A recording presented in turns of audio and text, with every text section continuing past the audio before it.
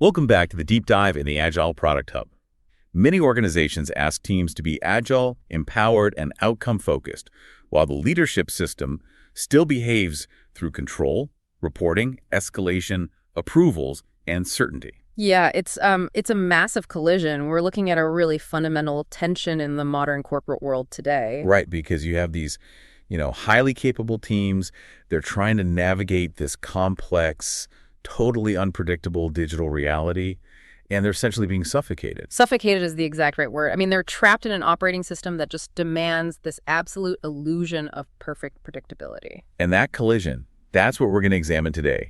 We're pulling from 3 really foundational books by author Matthew Coxall. Right. So we have Engineering Leadership, Product Agile Harmony, and the Harmony Operating Model Guide. And across these texts, Matt really deconstructs why these traditional leadership habits just completely break Agile initiatives. He does. But, more importantly, he provides this mechanical blueprint for what we can actually do about it. Yeah, the intellectual thesis we're digging into today is, it's profound, but it's really practical. Exactly. The core message is that traditional leadership seeks confidence through control, right? But Agile leadership, it creates confidence through conditions. Right, conditions. Like engineering clarity, trust, learning, decision boundaries. Yeah, and autonomy with accountability, which is huge, plus technical sustainability and just generally vastly better operating conditions. The right decisions can actually happen closer to the real work. Exactly. But before we get deep into the mechanics of those conditions, we should probably introduce the connective tissue of Matt's upcoming work. Oh, yeah, definitely. The Harmony Operating Model, pronounced THOM, is a new and exciting way to bring operating models together. It is not another framework to roll out, but an operating lens for seeing how strategy, leadership, product flow, technology, data, funding, structure, measurement, and everyday decisions interact. Right, and I want to start by, kind of painting a vivid picture for you listening of what it really looks like when a team is trapped inside that traditional system. Because the facade is just incredibly convincing, isn't it? Oh, it's so convincing. Like, there's this story right in the preface of Product Agile Harmony. It's about a delivery team that looked, on paper, like an absolute dream. Right. The amber-green dashboard illusion. Yes, the classic dashboard. I mean, Matt describes leading this delivery team that just had all the artifacts of success, right? They had these meticulously crafted project plans. Hitting all their milestones. Every single one. The steering committees were completely calm. Every dashboard they put in front of leadership was just glowing and, reassuring, perfectly balanced amber and green. Which is what every executive wants to see. Of course. And everyone involved was just working at maximum capacity, burning the midnight oil just to make sure those status indicators never slipped into the red. So if you're listening to this, the natural question you're probably asking is, well, what's the actual problem? I mean, it sounds like a well-oiled machine. Right, but the problem was this complete decoupling of their metrics from actual reality. Right, because beneath the surface of that green status reassurance, the whole system was fundamentally broken. Completely broken. I mean, they were flawlessly delivering outputs, but they were not achieving outcomes. Just constant movement. Exactly. Shipping code, closing tickets, moving JIRA cards from in progress to done. But they weren't actually advancing the business. And crucially, they weren't learning anything. No, not at all. The entire apparatus of the team had just accidentally become dedicated to feeding the dashboard. Feeding the beast, yeah. Instead of discovering what the customer actually needed. And we see this facade of Agile literally everywhere. An organization realizes our market is moving too fast, so we need an Agile transformation. Oh, here we go. The consultants arrive. Exactly. They hire the consultants. They launch these massive training programs. They update all the corporate terminology, right? Suddenly, everyone's in a squad or a tribe. Yes. They rebrand the traditional project teams into squads. They start doing 2-week sprints, daily stand-ups. But if you look at the underlying plumbing of the company... The legacy system is completely rigid. Totally. The teams are told, hey, you're Agile now, but they are completely trapped inside waterfall governance. Let's actually look at the mechanics of that trap because it's fascinating. Like, a team might work in a 2-week iteration, right? Sure, 2-week sprints. But their funding is still tied to this rigid 12-month business case that promised, a very specific set of features by a specific date. Right, which completely defeats the purpose of the sprint. Exactly. And they're stuck in these matrix reporting lines where their engineering manager, their product manager, and their design lead all report up to completely different executive silos. With totally conflicting incentive structures. Yes. And they're measured by output-based KPIs, like how many story points did you deliver this week? While the technical debt just quietly rises beneath the surface. Because the system literally does not allocate any capacity for architectural maintenance. It's kind of like, imagine buying a state-of-the-art, beautifully engineered, highly responsive sports car, right? Okay, I'm with you. And then forcing it to drive on a completely congested, pothole-filled dirt road, and then installing a dial-up modem directly into its navigation system. That is a painful mental image. Right. You have this incredible machine that can adapt rapidly, but the environment throttles its potential at every point of connection. And then when the car fails to hit 100 miles an hour, what does management do? They blame the engine, or they blame the driver. Exactly. They never look at the road. Never. And, the environment is the real constraint here. To fix that environment, we have to first understand the specific ways this traditional system manifests. And why it was built that way in the first place. Right, because if we just treat traditional leaders as, malicious villains who love micromanaging people, we completely miss the structural root of the problem. Yeah, nobody wakes up in the morning and says, I think I'm going to deliberately sabotage my software engineering team today. Far from it. Traditional leadership models, and many of these trace all the way back to Taylorism and the industrial age, they were brilliantly designed for a very specific context. Like a predictable, physical, project-centric world. Exactly. If you're building a suspension bridge or manufacturing 10,000 identical widgets on an assembly line, the variables are mostly known. Right. Physics doesn't change halfway through the project. No, it doesn't. And in that environment, fixed timelines, fixed scope, upfront certainty, they aren't just possible, they are essential for safety and profitability. So the illusion of certainty is actually an achievable target there. Yes, but digital product development is not a suspension bridge. The materials we're building with code, user behavior, market dynamics, competitor innovations, they are entirely invisible and constantly shifting. Digital work is inherently complex. It's exploratory. It's highly interdependent. You're basically building the factory at the exact same time you're trying to manufacture the product. While the customer keeps changing their mind about what they even want to buy. Right. Customer needs evolve mid-flight. The technology stack shifts underneath you. Traditional control mechanisms just cannot handle that level of volatility. Because they're designed to suppress variance. Exactly. Whereas Agile requires you to exploit variance to discover value. There's this great anecdote Matt shares in engineering leadership that just perfectly illustrates how these traditional instincts backfire. Oh, the engineering manager story. Yes. He talks about this highly capable, really well-intentioned engineering manager whose team started missing their delivery deadlines. And let's really analyze the manager's reaction here because it is so common. Right. His immediate instinct was just to step in and tighten the grip. He started checking in with the team every single day. He demanded far more granular status reports. He increased his own personal oversight of all the architectural decisions. Because from his perspective, the system was failing. So he needed to inject more control to stabilize it. He's treating knowledge work like an assembly line bottleneck. Right. Like if a machine on a factory floor slows down, a supervisor stepping in to monitor it closely might actually find the mechanical flaw. But in software, that intervention just creates a death spiral. How so? Break down the mechanics of that. Well, it creates a feedback loop of reduced capacity. When the manager increases those daily check-ins, he forces the engineers to constantly context switch. Oh, right. Pulling them out of deep work. Exactly. They have to stop deep, focused problem solving just to justify their time to him. And that cognitive load actually reduces their coding capacity. Which leads to more bugs, which leads to more missed deadlines. Exactly. And furthermore, by taking over the architectural decisions, he completely erodes the team's autonomy. The engineers stop thinking systemically. They just wait to be told what to do. They stop anticipating problems. They just wait for the manager to give the next order. And the sheer irony of this paradox of oversight is that the harder the manager tries to enforce control, the slower the decision-making becomes. It brings the whole team to an absolute crawl. Yep. And, That desire for control, it culminates in what might be the most staggering example from the source material. The 3,000-page specification document. I mean, just let that sink in. 3,000 pages. It stands as the ultimate monument to the illusion of certainty.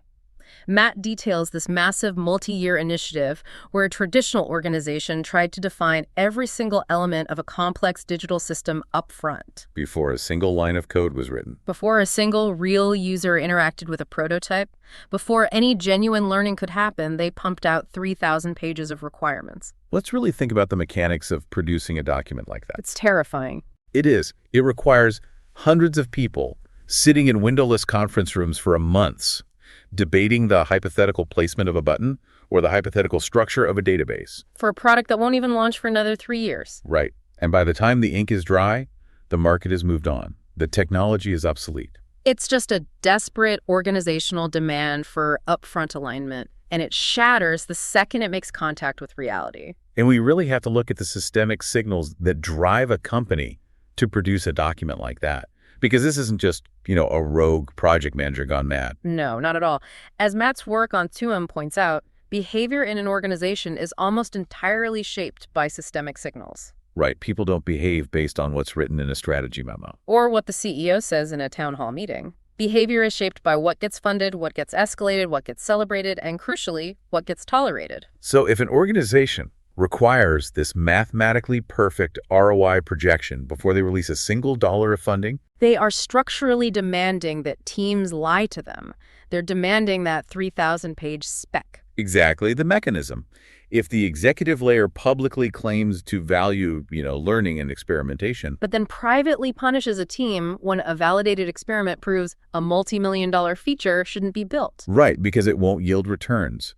And instead, they just yell at the team for delaying the original timeline. The system learns an indelible lesson right there. The system learns that the speed of delivery is way more important than the value of the delivery. It learns to ship the wrong thing on time rather than the right thing late. Exactly. So if traditional leadership relies on this brittle illusion of certainty and these really rigid signals of control, we need to redefine what Agile leadership actually entails. Because a huge misconception out there is that Agile leadership is just passive facilitation. Right. The idea that you just put a group of smart people in a room, say, you're self-organizing now, and then walk away hoping for the best. Which is arguably just as destructive as micromanagement. It absolutely is. Redefining leadership as a value-driven function means moving from commanding the work to designing the environment. Right. It means ruthlessly prioritizing outcomes over outputs. And it requires a leader to create extreme clarity by connecting the daily, granular engineering tasks directly to overarching business impacts. It's deeply intentional system shaping. To see that stark contrast in action, we have to talk about the Monday morning scenario from Product Agile Harmony. Oh, this is a phenomenal mechanical breakdown of leadership responses. It really is. So let's set the stage for you listening. It's a high-pressure Monday. You've got 3 distinct product teams barreling toward a major publicly promised milestone. And they all depend on a shared platform capability. Right. Deadlines are incredibly tight, dependencies are super fragile, and over the weekend, a delay in one team's database migration creates this massive ripple effect. It completely blocks the other 2 teams. Exactly. The mood in the office is incredibly strained. The stakes are high, the system is under severe stress. So let's look at leader A, who represents the traditional control mindset. Right, the person who wants to reestablish certainty. Confronted with this crisis, leader A reacts forcefully. They immediately call an urgent, mandatory cross-team meeting. Everyone in the conference room right now. Exactly. They demand a root cause analysis on the spot, they dictate immediate fixes, and they significantly tighten the atmosphere. Making it very clear that failure to hit the milestone is completely unacceptable. They want answers, and they want them immediately. Now, think about the psychological response from the engineering teams in that room. It's just immediate contraction. Total shutdown. When a leader tightens the atmosphere like that, the actual risks immediately go underground. The conversation instantly shifts. It moves away from how do we collaboratively solve this complex architectural dependency to how do we manage the perception of this problem so our specific team doesn't take the blame. Right. The engineers stop looking at the system as a whole. They just retreat into their silos. And they'll just offer quick, super fragile patches just to satisfy the leader's demand for an immediate fix. Which just builds in massive technical debt that will inevitably explode next quarter. Exactly. So now, let's rewind the tape. Let's bring in Leader B, the Agile or harmonic leader, facing the exact same Monday morning crisis. How do they handle it? Leader B understands that their primary job is to regulate the temperature of the room and clarify the decision boundaries. So they don't step in and ask, who broke this or when will it be fixed? No, they ask a completely different set of questions. They ask, what do we definitively know right now? What do we not yet know? Looking at the dependencies, which ones are absolutely critical to the core user journey and which ones can flex? Yes. And what assumptions did we make last week that need to be entirely revisited today? That phrase, what can flex? It's such a powerful environmental lever. It really is. By introducing the concept of flexibility into a rigid crisis, the leader implicitly gives the teams permission to negotiate the scope. It creates cognitive space. It dissolves all that panic and blame into collective systemic problem solving. And that is the absolute core of leadership as environmental design. The harmonic leader isn't writing the code to fix the database themselves. But they also aren't just abandoning the teams to figure it out alone. Exactly. They are actively creating the specific conditions where diverse perspectives, like the product manager who gets the user pain, the engineer who knows the database constraints, the designer who understands the workflow, can align naturally to negotiate a trade-off. But, this transition from control to conditions, it brings up a massive area of friction. A huge friction. Because you're asking traditional leaders to just abandon the very tools that got them promoted in the first place. Right. You're asking them to rely on influence rather than formal authority. And relying on positional power, saying, do this because I'm the vice president of engineering. I mean, sure, it might get immediate compliance, but it completely destroys engagement. Because when a leader relies on formal authority, they are implicitly telling the team, your judgment is secondary to my rank. Right. If an executive walks into a room and says, rewrite this legacy system using this specific new framework, they have entirely shut down the team's autonomy. They've turned highly paid, highly intelligent problem solvers into simple order takers. Which is such a waste of talent. It is. The harmonic leader, operating through influence, uses questions to reveal strategic intent and illuminate risks instead. So what does that actually sound like in practice? How do you influence a major architectural rewrite without just, ordering it? Instead of dictating the solution, the leader interrogates the constraints. They might look at the current legacy system and ask the team, if we continue to patch this platform at our current velocity, what long-term constraints are we permanently building into our product? How will this architecture affect our ability to scale into the European market next year? Exactly. That fundamentally reframes the problem. Yeah. You aren't telling them to rewrite the code. You are presenting them with a business reality. The European expansion. Right. And you're asking them to evaluate their technical foundation against that reality. It invites the engineers to elevate their thinking. It forces them to own the trade-offs. If they conclude that the legacy system will fail under the load of a European expansion, they will be the ones to propose the rewrite. And because they proposed it based on a business constraint, they own the execution of it entirely differently than if it had been a top-down mandate. Night and day difference. I have to interject here, though, because there is a very pragmatic objection that comes up constantly when we talk about this. Let's hear it. If leaders are stepping back, asking open-ended Socratic questions, and dismantling their control mechanisms, aren't we just opening the door to total chaos? The Wild West. Right. How do you prevent a scenario where 3 different Agile teams choose 3 completely different cloud providers and build completely incompatible architectures just because they're, quote-unquote, empowered? That is the single most common fear surrounding Agile adoption. And honestly, it is entirely valid if Agile is implemented poorly. So what's the answer? The answer to that fear is not total unconstrained freedom. The answer is structured autonomy. It is autonomy with accountability. So guidelines. Exactly. For a system to function without devolving into chaos, true autonomy requires 3 highly specific structural conditions to be present and maintained. Okay, let's break down the mechanics of those 3 conditions for the listener.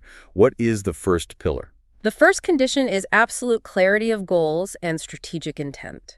Without a universally shared understanding of what success actually looks like and why has success matter to the company, autonomy is just confusion. Precisely. If team members do not understand the broader business strategy, they will locally optimize for their own preferences, which is exactly how you end up with incompatible architectures. The leader's job is to ruthlessly communicate the why and the what, leaving the how to the team. Yes. The second condition, which gets talked about a lot but is rarely implemented correctly, is psychological safety. Right, psychological safety. We'll explore the deep mechanics of safety later, but at its core, if a team fears reprisal or punishment or public humiliation for making a well-reasoned mistake, They will never take ownership of a decision. In the absence of safety, a team will always revert to waiting for explicit orders just to protect themselves. okay. And the third condition, Clear decision-making frameworks and boundaries. establishing the playing field. Exactly. Teams need explicit clarity on the boundaries of their authority. They need to know which decisions they can make entirely locally, which decisions require consultation with other teams, and which decisions genuinely require executive alignment. And when those boundaries are well designed, the team moves incredibly fast within their domain. They do. And if we view this through the lens of THOM, we can diagnose the health of an organization by looking at what happens when those boundaries fail. Right, because in a traditional corporate hierarchy, when a team hits an obstacle or faces a tough trade-off, the standard procedure is to just escalate the decision up the chain of command. And a lot of companies view this as a healthy sign of respect for executive authority. We better run this up the flagpole to the VP. But in the Harmony operating model, chronic escalation is viewed as a systemic design smell. A glaring indicator that the operating environment is broken. If highly paid, capable teams are constantly escalating routine product or architectural decisions up to a steering committee, what does that actually tell us? It tells us one of two things. Either the decision boundaries are so ambiguous that the team doesn't actually know what they're allowed to do, Or the cultural system implicitly rewards permission-seeking over active learning. Exactly. It means the environment is forcing the team to seek political cover rather than make a choice based on data. The steering committee just becomes a risk laundering mechanism. I love that phrase, risk laundering. The team basically says, well, the VP approved it, so if it fails, it's not our fault. Right. But if the environmental conditions, clarity, safety, boundaries are set up correctly, a team should almost never need to escalate. Unless they are facing a true boundary-crossing crisis that requires a change in strategic funding or a massive shift in the overall business model. Now, if we successfully build this environment, if we give teams this structured autonomy and the conditions to make decisions close to the work, it forces a massive secondary shift. We have to completely change how we judge if they are actually succeeding. Because if you change the system of work to be agile, but you keep the traditional measurement systems, like counting lines of code or measuring story points, the system will inevitably snap back to the old behaviors. It's the battle of outputs versus outcomes. Matt provides a brilliant, really concrete example in the engineering leadership book to illustrate this shift. The tale of two teams. Right. Let's analyze two hypothetical teams operating within the same company. We have Team A. Over the course of a single quarter, Team A operates like a machine. They ship 10 brand new, highly complex features. They are burning through story points at a record pace. Their velocity graph is pointing straight up and to the right. To a traditional PMO, Team A is the crown jewel of the engineering department. They are the heroes. But let's look at the actual impact of those 10 features. Post-launch analytics reveal that half of those features go completely unused by the customer base, Cricket. and the other half. They introduce massive new cognitive load for the users, and the core pain points that customers were actually complaining about remain entirely untouched. So Team A is highly efficient, but they are highly efficient at producing the wrong things. Exactly. Now we examine Team B. Over that same 3-month quarter, Team B only ships 3 relatively small improvements. If you look at their output on a traditional spreadsheet, their velocity looks absolutely terrible. They spent weeks writing no new code at all. Instead, they were conducting user interviews, prototyping, and running A/B tests. But those 3 small improvements directly targeted the most severe user friction point. Then as a direct result of those 3 releases, customer support tickets drop by 40% and user retention spikes. So the question for you listening is obvious. Which team is actually successful? Because if you promote the manager of Team A, you're actively destroying your product's value, even though their spreadsheets look perfect. This contrast highlights a profound shift in perspective.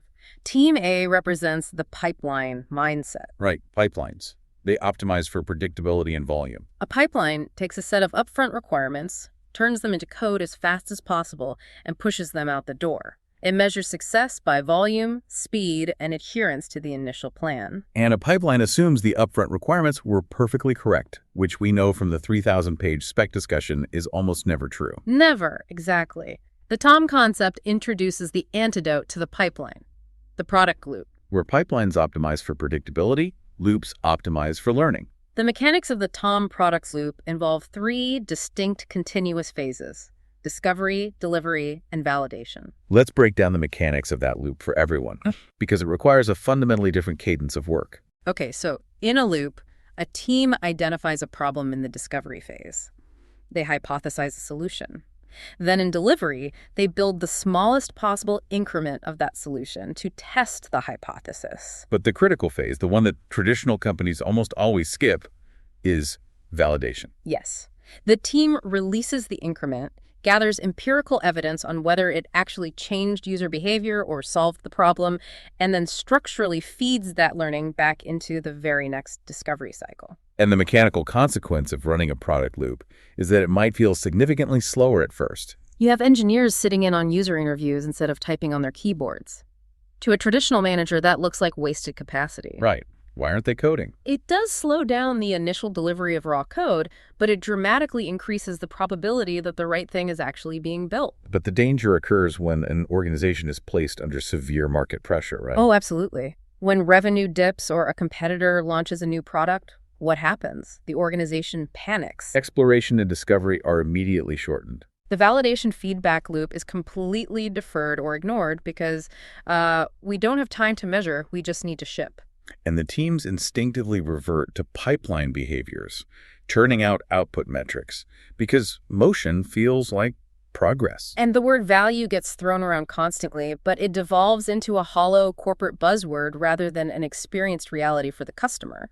But the reality is that achieving true outcomes, like Team B reducing support tickets by 40%, is not something an engineering team can accomplish in total isolation. No, writing elegant code doesn't matter if the design is incomprehensible or the business model is flawed. Right. We have to look at how Agile leadership breaks down entrenched silos and creates harmony across the entire business ecosystem. Which brings us to the core of the harmony model that Matt outlines. For a product to truly succeed in a complex market, for an outcome to be genuinely achieved, 4 distinct high-friction conversations must happen simultaneously and continuously within the team. The 4 harmonic conversations. Let's lay out the mechanics of each one, because this is where the theory really hits the road. Okay, so the first is the value conversation, traditionally championed by product management. The core questions here are, what specific problem are we trying to solve? Who are we solving it for? And is this problem actually worth solving compared to all the other problems we could tackle? Right. The second conversation is feasibility, which is championed by engineering. The questions shift to, how can we build this using our current architecture? Can we build it sustainably? Will it scale under load? And what technical debt will we incur if we rush it? The third is usability, led by design. The focus here is, can the user actually navigate the solution? Does it match their mental model? Is the friction low enough that they will actually adopt it? And finally, the fourth conversation is viability, championed by business or commercial stakeholders. Right. The defining questions are, does this solution make strategic and commercial sense for our company? Does it align with our revenue models, our legal constraints, and our long-term brand strategy? And the danger of imbalance among these 4 conversations is incredibly real. Oh, yeah. If you look closely at any failed digital product, you can usually diagnose exactly which conversation was missing. Oh, totally. I've seen scenarios where you have a team with incredibly strong design and product voices, but they actively exclude the business and engineering viability conversations until the very end. They spend 6 months designing beautiful, avant-garde, pixel-perfect interfaces. And then when they finally hand it over, the engineers point out that it requires real-time data streaming that the legacy database just cannot support. And the business points out that the feature costs more in server compute than the customer pays in subscription fees. It's a disaster. Or you see the exact reverse. You have an incredibly strong product voice dominating a submissive engineering function. Product outlines a highly ambitious intent and demands it by Q3. And because the feasibility conversation wasn't given equal weight, the engineers just stay silent about the architectural limitations. They hack the solution together, destroying the platform's stability. It's a classic case of intent moving completely without capability. Matt uses an incredibly relatable analogy for this, the suitcase and the journey, to explain why establishing shared mental models across these 4 domains is so critical. I love this analogy. He suggests imagining a scenario where you gather a group of friends representing product, engineering, design, and business, and you announce, "Hey everyone, we're going on a trip next week." And everyone in the room smiles, nods, and voices their absolute agreement. Looking around that room, there appears to be total alignment. There is zero conflict. It is the perfect illusion of alignment. It is what happens at the end of most corporate kickoff meetings. Exactly. But then the meeting ends and everyone goes home to pack their suitcases. The designer, imagining a tropical vacation, packs a swimsuit and sunscreen. The engineer, anticipating an intense mountaineering expedition, packs a heavy parka, climbing gear, and snow boots. Right. They all heard the exact same words, "We are going on a trip." But because they didn't interrogate the constraints, the climate, or the destination together, they interpreted the directive entirely differently. If product, engineering, design, and business aren't engaging in those 4 harmonic conversations early and often, the entire system fails the minute they open their suitcases at the airport. So what's the mechanical solution to this misalignment? Individuals must step out of their traditional functional silos. An engineer cannot simply be a passive ticket taker waiting at the end of a waterfall process for a product manager to hand them a fully formed requirement. To achieve harmony, engineers need to learn to think and speak like product leaders. Designers need to understand business viability. Product managers need to understand technical debt. What does that translation actually sound like in the real world? Like, how does an engineer elevate a technical constraint into a harmonic business conversation? It requires a fundamental shift in framing. Consider a common scenario. The engineering team realizes the core database needs a massive refactoring. In a siloed environment, the lead engineer goes to a business stakeholder and says, "We have to pause all new feature development for the next 3 sprints because the schema in the legacy database is messy, our queries are slow, and we need to migrate to a new ORM." To a business stakeholder whose bonus is tied to launching new features, that just sounds like a purely inward-facing, self-indulgent technical delay. They will immediately reject it and demand the team keep building features on the broken database. Right. The conversation fails because it completely lacks viability and value. Precisely. Now consider the harmonic approach. The engineer frames the exact same technical reality in terms of business outcomes. How do they say it? They say, "We have identified that our current database architecture is causing our checkout page to load in 4.5 seconds. Our analytics show that this latency is directly causing a 15% cart abandonment rate. If we allocate the next 2 sprints to refactoring this database, we can reduce page load times to under 1 second, which projected data suggests will recover $1 million in lost revenue this quarter." Wow. That is a masterclass in translation. Right. The engineer has directly connected feasibility, the database refactor, to usability, page load time, and viability recovered revenue. No rational business stakeholder reject that proposal. Exactly. But, this level of alignment is relatively easy to achieve with a single high-performing team of 8 people. Right. The profound challenge arises when we try to scale this. What happens when an organization has 50 of these cross-functional teams? Scaling is where the Agile dream so often metastasizes into an absolute bureaucratic nightmare. And the anti-patterns of scaling Agile are deeply ironic. An organization looks at their slow delivery, decides they need to be more agile at a massive scale, and their instinctive reaction is to reach for traditional heavy control mechanisms. To manage the 50 teams, they add massive new layers of process. They introduce portfolio management boards, overlapping backlogs, endless cross-team dependency mapping meetings, and incredibly rigid, heavy frameworks. It is the instinct to manage complexity by adding complication. We see this vividly in how Matt critiques heavily prescriptive frameworks like SAFe, the Scaled Agile framework. Now, it is important to acknowledge why these frameworks exist. Sure. For a chaotic, massive legacy enterprise, a framework like SAFe provides a rigid structure that can feel like a life raft. It gives them a common vocabulary. But Matt points out the severe mechanical flaws in how they are typically implemented. Right, because in trying to align everyone, these frameworks often break the very autonomy they are supposed to scale. They introduce micromanagement disguised as quote-unquote, alignment ceremonies. Crucially, they tend to take the actual empowerment and decision-making authority away from the teams doing the work and move it upward into heavy governance and portfolio steering committees. You end up with engineers spending 3 days a month in massive PI planning events, trying to predict their output for the next quarter. Which is just the illusion of certainty wrapped in Agile terminology. Matt even references companies like MasterCard who actually had to embark on a journey of actively moving away from heavy, prescriptive, safe implementations in order to strip away the bureaucracy and get back to true, fluid agility. Using the THOM guide, Matt explains this danger as the flaw of scaling too early. The scenario usually plays out like this. Leadership sees one pilot team doing incredibly well.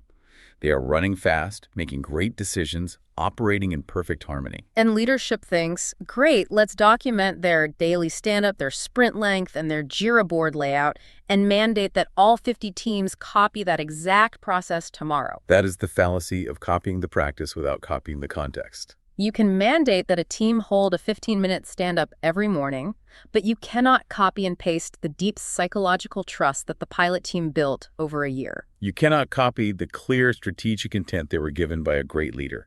You cannot copy the explicit authority they were granted to make local decisions. When you force the practices without cultivating the environment, you just get cargo cult agile. True scaling should not mean scaling meetings, documents, and processes. It must mean scaling clarity, scaling learning, and scaling decision confidence across the organization. Exactly. I mean, scaling by adding bureaucracy is like trying to make a ship go faster by adding more captains and heavier anchors. Oh, I love that. And when scaling is done poorly, when you add layers of process and strip away local autonomy, the first casualty is almost always the underlying technology. Which brings us to a vital concept in Matt's work. Technical excellence is not an IT issue. It is a core leadership responsibility. This is one of the most profound paradigm shifts in the source material. We have to stop viewing technical debt as a moral failing of the engineering team. Messy code, fragile architectures, and slow deployment pipelines are not engineering failures. They are organizational outcomes. They are systemic signals indicating how the leadership team is designing the flow of work. Let's trace the mechanics of how an executive's demand for a feature directly creates a fragile database. Okay, let's break it down. It comes down to capacity and pressure, right? Exactly. Technical debt accumulates when leadership consistently and systemically prioritizes short-term feature delivery over a sustainable pace and long-term system health. If the business continually demands that a team ship feature after feature and never grants the engineering function the time or capacity to maintain the foundations, upgrade the libraries, or refactor the rushed code, the system inherently becomes fragile. The code becomes messy because the operating environment forced it to be messy. The engineers didn't want to write bad code. They were simply responding to the incentives of a pipeline that only rewarded speed. It is the classic feature factory trap. Matt proposes a highly practical structural solution for avoiding this, which he calls the 30-30-40 rule. This isn't just a philosophy, it's a hard capacity allocation model. It is a way to make the invisible work explicit. The rule suggests that a team's capacity should be deliberately fractured. So 30% of the team's time and energy is protected for innovation, research, and exploring new capabilities. Right. Another 30% is rigidly dedicated to technical investments. This means refactoring, upgrading infrastructure, improving developer tooling, and paying down technical debt. And the remaining 40% is dedicated to building and delivering the customer-driven features that the business asks for. I can hear a traditional CFO screaming right now. You are telling me that 60% of my expensive engineering payroll is not going toward building the features I promised the board. Oh, the pushback on this model is intense. How does a leader defend that 30% allocation for technical debt? A harmonic leader defends it by explaining the compound interest of bad code and by framing technology as an enabler of flow. Right. If you push a team to spend 100% of their time on features, within a year, the code base will become so brittle that every new feature takes 10 times longer to build. You aren't getting 100% capacity. You are getting 10% capacity grinding through mud. By explicitly allocating that 30% for technical health, the engineering team doesn't have to secretly beg for time to fix the database. It is baked into the operating model. Using THOM, we see that the tools and the architecture shouldn't be obstacles to work. They should accelerate it. Flow is a primary design constraint for technology. If a team is burning out, working weekends, and constantly fighting fragile code and incredibly slow deployment pipelines, that is not a lack of personal resilience on the part of the engineers. That is a fundamental design failure of the leadership system. The leader has failed to provide the conditions for sustainable flow. Which brings us to the most deeply personal part of this deep dive. We have analyzed the system, the scaling anti-patterns, and the technical architecture. But what exact granular daily behaviors do Agile leaders exhibit to actually make this work? Because it is one thing to sit in a boardroom and say, I'm going to design a better environment. And it is an entirely different thing to do it on a Tuesday afternoon when the servers are crashing, the CEO is yelling, and everything is on fire. Matt shares a remarkably revealing story in THOM about a leader who, despite having the best of intentions, simply could not let go when the pressure spiked. This was a leader who truly believed in the theory of autonomy. But during a critical project, a vital architectural decision was taking the team longer than expected. The deadline was looming. So the leader jumped into the team's working session to, quote-unquote, help speed up the decision. They took over the whiteboard, outlined the solution, and drove the consensus. I think almost anyone who has ever managed a team can relate to that instinct. You see your team struggling, you know the answer, and you just want to unblock them. Right. So what is the actual harm in stepping in to help? The harm is entirely systemic. By stepping into that meeting and taking over the decision, the leader immediately redefined the boundary of autonomy. The leader accidentally taught the team a devastating lesson. Your autonomy is conditional. It only exists when the waters are calm. The minute there is real pressure, the boss will take the wheel. The psychological contract is completely broken. And the mechanical consequence of that broken contract is predictable. What will that team do the very next time they face a complex, high-pressure decision? They will not struggle through it to find an innovative solution. They will preemptively escalate it to the boss. They will wait to be saved. The leader's well-intentioned help actually destroyed the team's decision-making confidence and permanently added themselves as a bottleneck in the system. This ties directly into the mechanics of psychological safety. We throw that term around a lot, usually equating it with being nice or polite. Matt makes a crucial, penetrating distinction here.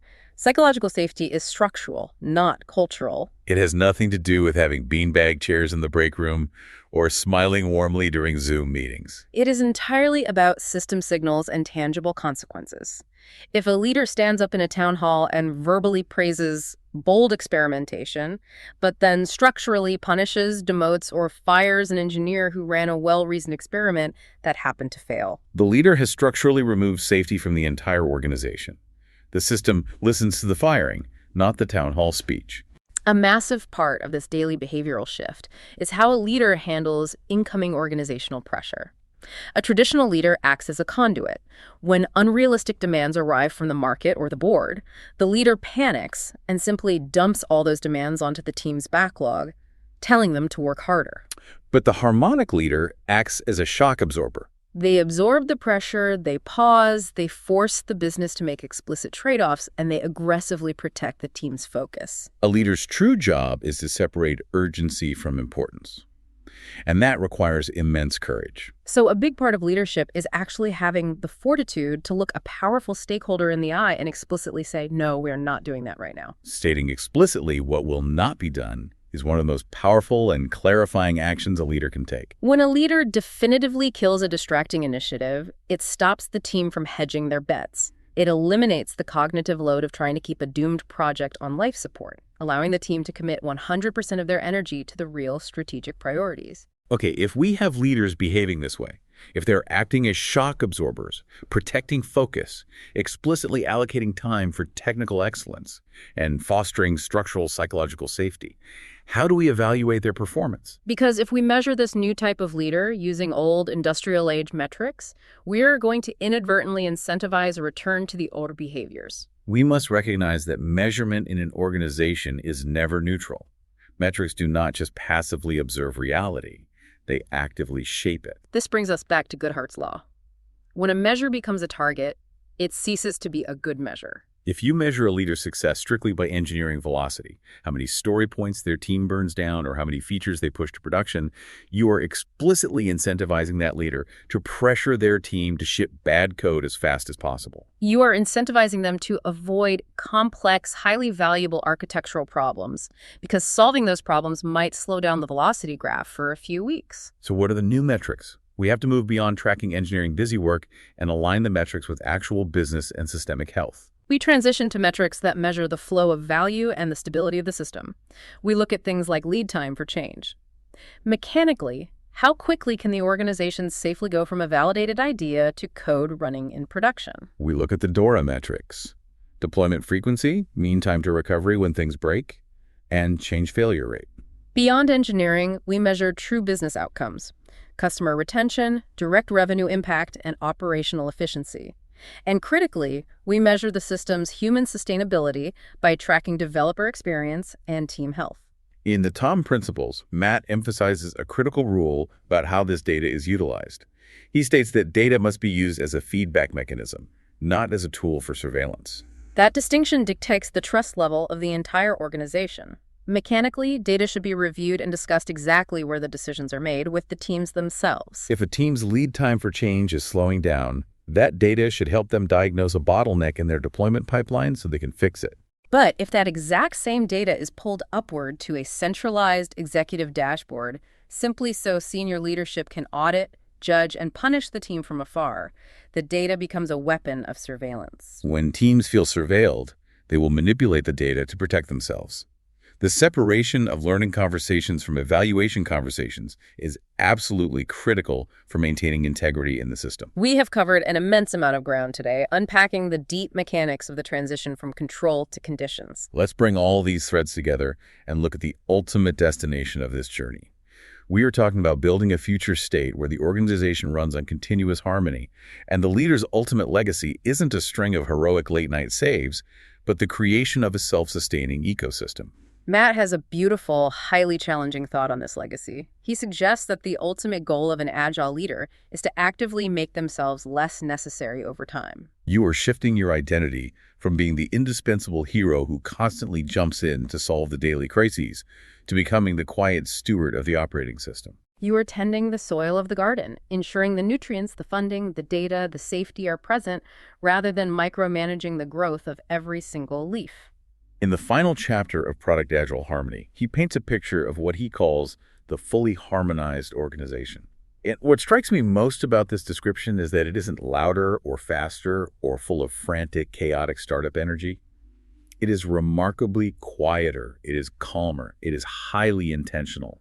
In a harmonized organization, people communicate with clear purpose, not out of panic or pressure.